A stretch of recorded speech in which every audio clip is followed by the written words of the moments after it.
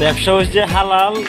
এই সমস্ত খারাপ মহিলাকে দুধ দেখাইয়া শরীর লাগাইয়া ভিডিও করিয়া ব্যবসা করতেছে, এগুলার বাংলাদেশে দেখার মতো প্রশাসন নাই। এই খারাপ মহিলাগুলারে উঠে দিতে পারে না বাংলাদেশ থেকে। এগুলার ব্যবসা করার জন্য লাইসেন্স কাটা দিচ্ছি। ব্যবসা করা তো হালাল, ব্যবসা সুন্দর করে করো। সুন্দর করে না করে খাবার দেখায়, দুধ দেখায়, বড়ি দেখায়, ভিডিও করতে হবে। ব্যবসা করা হচ্ছে হালাল। হালালভাবে করো, সমস্যা কি? হালালভাবে করো।